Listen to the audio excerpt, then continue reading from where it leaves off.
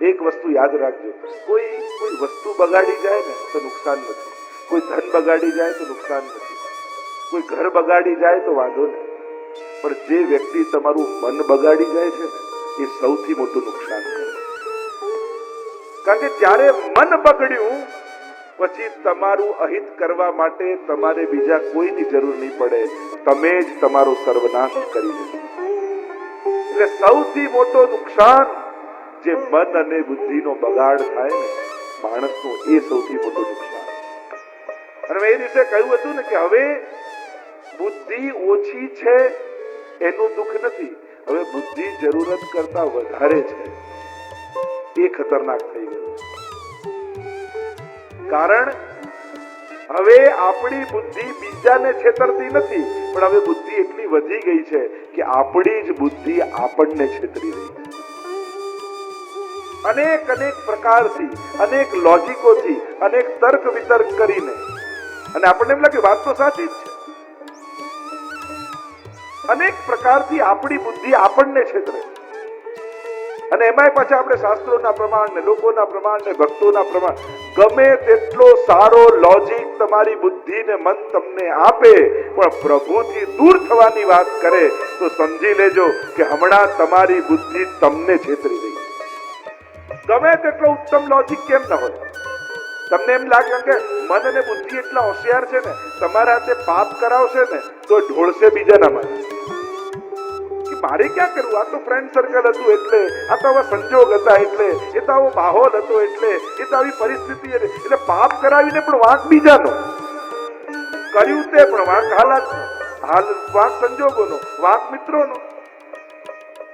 આ બુદ્ધિની ચતુરાઈ છે, આ મનની ચતુરાઈ છે, એ છેતરે છે. આપણા જ મન અને બુદ્ધિ આપણને છેતરી ગયા. અને એટલા માટે જે વ્યક્તિ મન બગાડે એનાથી સાવધાન રહેજો. ઘણા એવા મળે, અને મન બગાડનારા વ્યક્તિઓ કઈ બહુ ખરાબ હોય, ખરાબ ખાતો પીતો હોય ને ખરાબ બગડેલો એવો જ વ્યક્તિ નહીં, સારા એવા ભણેલા ગણેલા સૂટ બૂટ પહેરીને આવેલા લોકો પણ ઘણી વાર આપણા મન બગાડી જાય છે.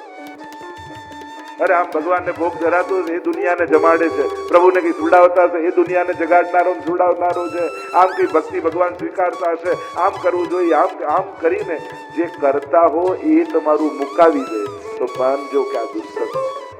પછી ગમે તેટલો નિકટનો સગો હોય, ગમે તેટલો વિદ્વાન હોય, ગમે તેટલો ભણેલો ગણેલો હોય, ગમે તેટલો ધનાઢ્ય હોય, ગમે તેટલી ડિગ્રીઓ એને મેળવી હોય, પણ જે ભગવાનથી દૂર થવાની તમને પ્રેરણા આપે એને દુષ્સંગ જાણવું.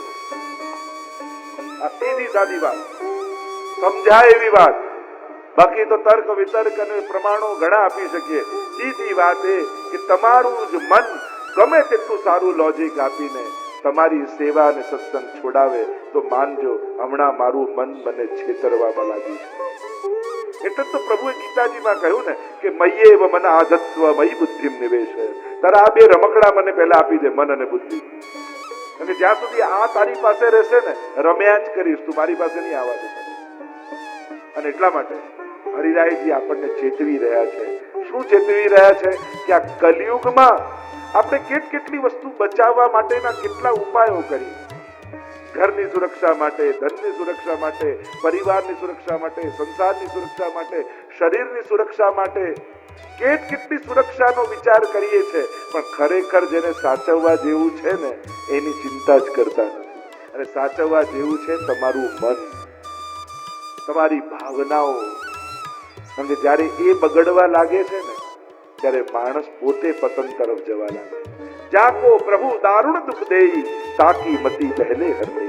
તુલસીદાસજી એટલે જ કહ્યું, પ્રભુ જેને દુઃખ આપવાના હોય ને એની શરૂઆત ક્યાંથી થાય? ભગવાન એની બુદ્ધિ પહેલા લઈ. અને એટલા માટે જે એનું અહિત કરનારા હોય ને એ બધા એના મિત્ર લાગે, ને સારી વાત કહેતા હોય ને બધા દુશ્મન લાગવા માંડે. સમજી લેવું કે અહીંયાથી એના દુર્ભાગ્યની શરૂઆત થઈ ગઈ. અને ગીતાજીમાં તો કોઈ ચાર્ટ ના આપ્યો. હરિરાજ કે ભાવનું રક્ષા ધ્યાય તો વિષયાન પુંસ સંગસ્તે શુભ જાય તે સંજ્ઞા સંજાય તે કામાત ક્રોધો ભી જાય તે ક્રોધાત ભવતિ સંમોહ સંમોહાત સ્મૃતિ વિભ્રમ શ્રુતિ વંશાત બુદ્ધિનાશો બુદ્ધિનાશાત પ્रणश्यति. સમજાઈ ગયું નહીં? આખું ચાર્ટ ભગવાને ધ્યાય તો વિષયાન પુંસ મનમાં જ્યારે કોઈ એક વ્યક્તિ આવીને કોઈ વિષય વાવી જાય, ત્યાંથી પતનની શરૂઆત થાય કે આજે સેવા નહીં કરું તો ચાલશે. બસ આ છૂટવાની શરૂઆત આવી જાય. અને એક દિવસમાં શું છે, ઘણા લોકો નિયમ લે કે હવે આપણે તો શિક્ષાપત્ર સાંભળ્યું એટલે રોજ માળા ફેરવા, રોજ પાઠ કરવા. ઘણા લોકો 9 દમનાષ્ટક રોજ કરે એટલે અઠવાડિયું બરાબર ચાલે. પછી એમ થવું આજે તો અહીંયા જરૂરી કામથી જવાનું છે, કાલે 18 કરી લઈશ, એક દિવસ પડશે તો કાલે ડબલ કરી લઈશ. અને એમ કરતા કરતા ભેગા જ થતા જાય, પૂરા થાય જ નહીં, ગુણાકાર જ થયા કરે. એટલે ઓલવેઝ મનને ખોટા એક્ઝામ્પલ નહીં આપવા દેવા, કારણ કે એક દિવસ તમે છોડશો ને એટલે મન માટે કાયમનું એક્ઝામ્પલ થઈ જશે. જો એ દિવસે નતું કર્યું તો ચાલી ગયું, આજે નહીં કરું તો ચાલશે. એટલે તમે એક દિવસ છોડ્યું અને આ એક દિવસ છોડ્યું એટલે મન આ વસ્તુનો દુરુપયોગ આખી જિંદગી કરશે કે તે એ દિવસ નતું કર્યું, ચાલી તો ગયું હતું, તો આજે નહીં કરે તો ચાલશે. અને મન આ એક્ઝામ્પલને વારે ઘડીએ આપી આપી આપી તમને આ બધું મુકાયા કરશે. અને એટલા માટે આપણે ત્યાં એક શબ્દ છે નિત્ય નિયમ, રોજનો નિયમ.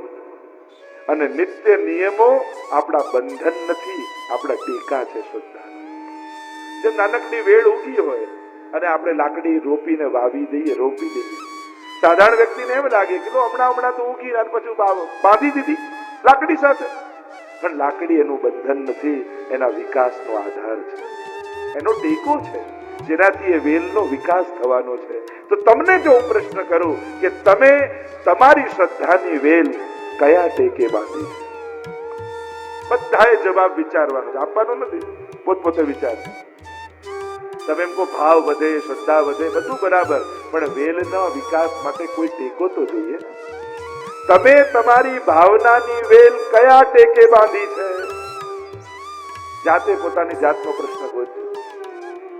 એક ટેકો જોઈએ, ભલે માળાનો હોય, સેવાનો હોય, દર્શનનો હોય, સત્સંગનો હોય, સ્મરણનો હોય, ભલે નાનો પણ નિયમ, પણ એક નિયમ. જેના જીવનમાં કોઈ નિયમ નથી હોતા ને એનું જીવન બહુ કમજોર હોય. એ વ્યક્તિ કોઈ પણ ક્ષણે પતન તરફ જઈ શકે છે, જેના જીવનમાં કોઈ નિયમ નથી. એટલે એક નિત્ય નિયમ બનાવો.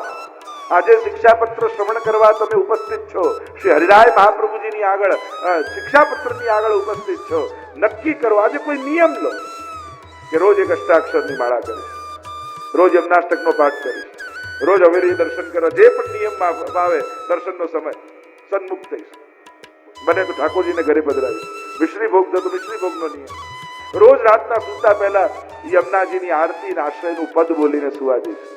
આ તમને બધા ઓપ્શન આપું છું, આમાંથી એક સિલેક્ટ કરી લેજો. અને બધા જો જેને ગમતા હોય બધા કરે તો સરસ. દાહોદના વૈષ્ણવ તો નાનું ગમતું જ નથી એમને, તો એને તો એમ થાય કે અમને તો મોટું જ બતાવો, સારું જ બતાવો. એટલે તમને ઘણા બધા ઓપ્શન આપી શકે. કોઈ એક નિયમ નાનકડો પણ, ચલો આખી માળાની તો 11 વાર અષ્ટાક્ષર સ્મરણ જાગીને કરી, આટલાથી તો શરૂઆત કરી. પણ સાવ નિયમ વગરના ન જીવતા, નહીં તો મન બહુ કમજોર તમારું થઈ જશે. ગમે તે સંજોગો તમારા મનને પાડી દેશે, ટકી નહીં શકો. બહુ કમજોર જીવનની આપણે બધા સંજોગો વ્યવસ્થિત કરીને જીતવાની કોશિશ કરીએ છીએ. હાલાત વ્યવસ્થિત કરીને ન જીતો, સંકલ્પથી જીતો, મનના સંકલ્પ. પેલો આમ કરે તો પછી હું આમ કરું, આ બધા આમ ગોઠવાઈ જાય તો આમ. એટલે આપણે બધા રાહ જોઈએ છીએ કે હાલાત સારા થાય, સંજોગો અનુકૂળ થાય ની રાહ ના જુઓ, સંકલ્પથી કરો. આ મારો નિયમ છે, ગમે તે સંજોગો આવે મારો નિયમ નહીં છોડો. જ્યારે આવો મન મજબૂત થશે ને, કેવલ એક માળાથી તમે જોજો તમારું લૌકિક પણ સુધારવા લાગશે. કારણ કે જેનું મન પ્રબળ હોય ને, વ્યવસ્થિત હોય, તાકાતવાન મન હોય, એનું લૌકિકમાં પણ કોઈ એને હરાવી નથી શકતું.